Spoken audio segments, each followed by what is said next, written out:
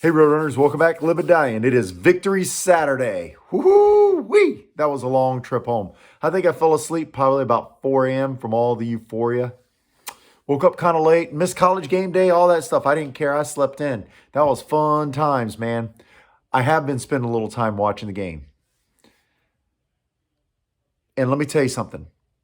I told you it was going to come down to how we controlled their attack with our front six, right? I said front six. 3 down linemen, 3 in the box with it, 4 down linemen, right? Guy on the line. Well, all game long, we pretty much put 3 down linemen with 2 linebackers or 4 down linemen with 1 linebacker, right? It was amazing. The defensive calls that we performed as defensive coordinator to shut down that offense. That offense was shut down. I know you're going to talk about the 3 long runs, but that was it. You take those 3 long runs away. You take those away. I know they're part of the game. I know. But you take those 3 away, this is a shellacking. We had 1 long run at the very end of the game. And that was actually a beautifully executed, perfectly called run pass, RPO, whatever. You know what it is. Run pass option, right? And what made that play specific, I'll talk about it later, but was the cut. But we'll talk about the play design later. Now let's talk about the defense. Did you see them running around wide open? It wasn't until we started stepping back, playing more of a zone once we got a big lead, because that was really smart on our defensive coordinator's part. Because what he was doing was he was allowing them to move the ball, but the clock was, poor Rowdy, he's falling over. My new banner is getting in the way. But the clock was running. He was shortening the game himself, right? They didn't score on those. It was when we really tried to get up in there and stop them that he got in with those long runs, that Porter got in those 3 long runs, right? What did Morris do? Come on. Now, they throw the ball over. They pitch the ball over the field. Passing. 21 of 36 for them for only 239 yards. That's not going to cut it when your defense isn't stopping anybody. We exposed their defense. I said they didn't have a defense. I said that. They didn't have a defense. They don't have a defense, and we exposed them. We used their tight ends beautifully. But I'm going to stay on the defensive side of the ball. Because we did not, I'm going to look it up. I don't think we did. I'm going to look at the box score, but I do not think we got any sacks. I could be wrong.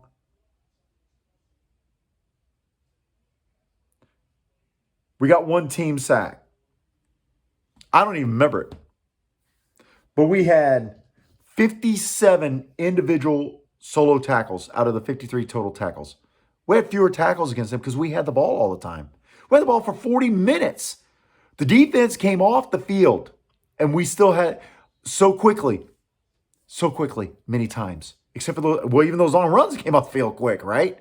Those are boom, one-hitters gone.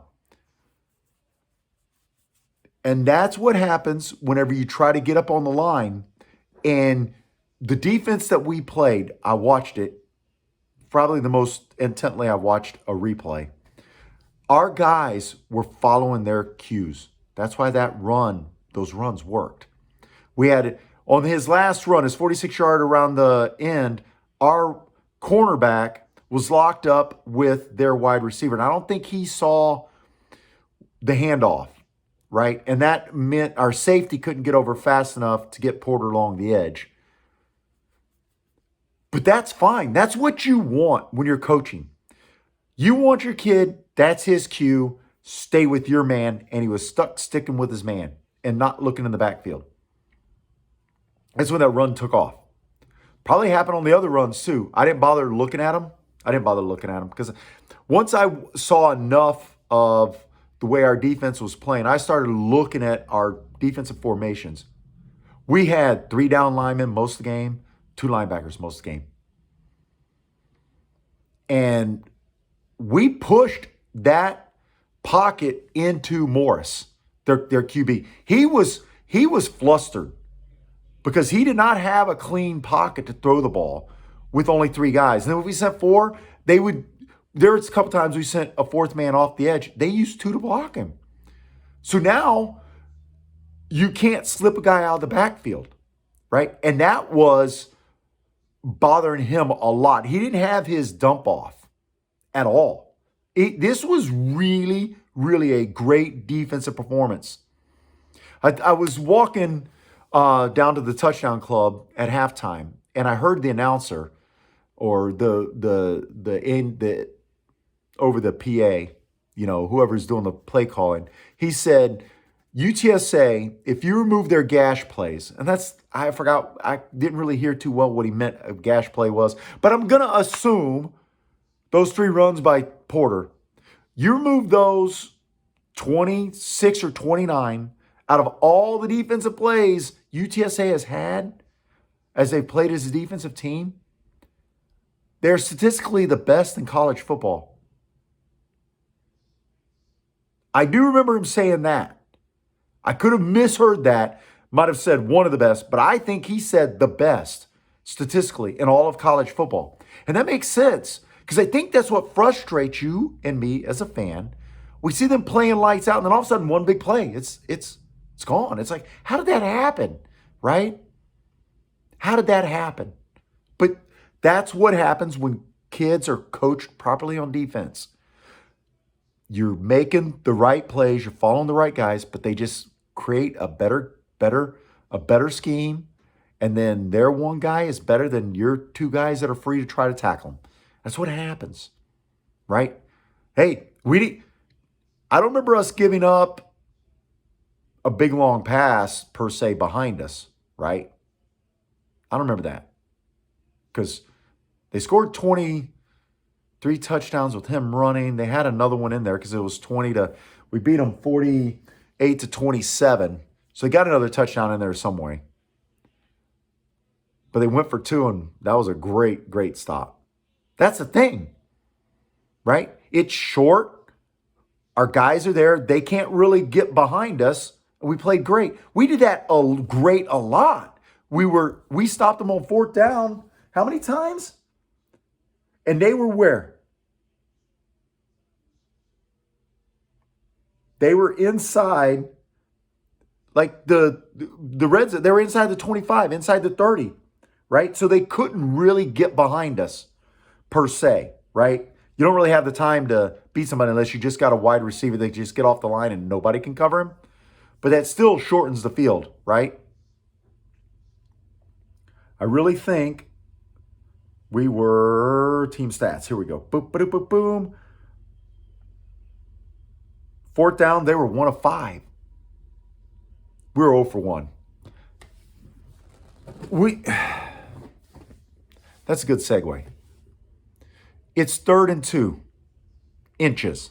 It's 4th and 2 inches. Why are you going to get in shotgun and make it 4th and 5 by the time your quarterback touches the ball? He should have been under center, and it should have been the tush push both those times. Right? We got one of them, but I don't get it. Tush push, baby. Brotherly shove. Right? Now, when I say we picked apart their defense, they tried to run the same defense we did. They were running 3 men, defensive linemen like us. They were trying to guard us with two linebackers.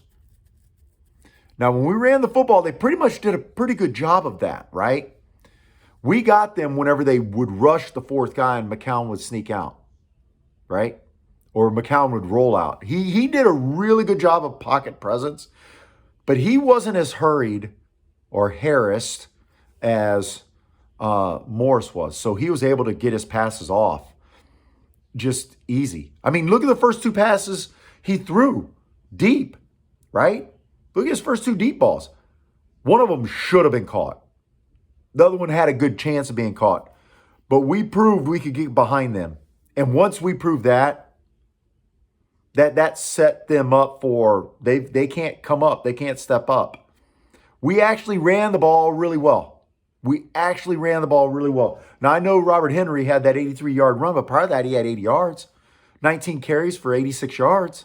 That's 4 yards a carry. He did. Everybody else, I mean, didn't run all that bad. We had 6.3 yards per rush. We had 302 rushing yards. That's a lot. Now, I know he had 160, and McCown had 80 himself, but that means our other guys, when you're expected to run the football, when we're trying to make sure, keep them honest, we're keeping them honest, and they're still just not stopping us all the time. They had a lot of stops for loss, but then we would get 5 yards just out of the blue, right? And that's how it works. It's a give and take. And this was one of the best offensive playing games we've seen all year outside of Tulsa. And I'm going to give the OC credit. He finally started shortening the game. Now, I don't know what happened at the start of the third quarter, why we called a timeout or why they had the ball first. We had the ball, and there was still over 10 minutes and 43 seconds when they were going to get the ball back again. That should never happen. Not when you're up the way we were up, right? Because they didn't score. And we were up 21 at the half. We were up 27-7. We should have been able to milk 4 minutes off that clock. Oh, absolutely. Absolutely. We should have. That needed to happen. We need to do that. But we did that. Midway through the fourth quarter, we started shortening the game. We started taking our time. And that, I understand speeding up. There's times when you got some mojo and you want to catch them. You want to catch them quickly. But if you're going to catch them quickly, you got to continue to go quickly. You can't get up there and then look at and wait for them to set up. You got to get up there, and if you beat them at the line of scrimmage, everybody got to look, clap your hands, snap the ball, and even if you just run it, you just go after them, and you might only get 2 yards. But here's what happens. You force them on next possessions, next plays as a defense. Now, oh, shit, I can't look. I can't see what my coaches want me to do. I got to worry about getting back into position because they might go fast. I got to be ready. Now, all of a sudden, you're playing in their head. That's what happened defensively. Once we took the game plan from them being able to use clock against us, Morse really looked ill-prepared to play us. He didn't look all that good in the game. We played great defensively. But because we squeezed the clock on them, that made it look further away than what it really was at one time. It was 30-20 at one time. It should have been 30-21. The goofball, instead of kicking the extra point, gave us momentum because we stopped a 2-point conversion, right? Yeah, I get it. It's still 9 points instead of it's still two possessions, right? There's still something to be said. Just grab points. You never know, right? And they got to chasing points. They got to chasing things, and it works out. It absolutely works out in your favor. I really felt like the team cleaned up a lot of just silly penalties, except for that face mask. I didn't think about going and looking for that and wondering what happened because I was watching the game on the broadcast, right, on my phone, watching on the broadcast a play later after everything that happened. Danye with another silly penalty, right? But it really wasn't that's silly to me. I'm not going to defend him real hard here, but I'm pretty sure Ligon was still being blocked by the other guy. And Donnie is like, stop blocking him already. Plays over and pushed him. Of course, Donnie's going to get called for it, right? But at some point, that's where, you're sticking up for your team. It didn't hurt us because we still got a field goal out of it. We went down. Should have scored a touchdown, right? We got really silly with the play call on second and third down. And we were trying to run a QB draw on third down, and they blitzed. Here's the thing. You've got to run somebody behind the blitz at all time. You got to send somebody over the middle for our offense to work hard, to work properly, not work hard. Offense works hard all day long. So how did our tight ends play? They after this game, it confirmed to me that in G5, we have the best tight end core in G5.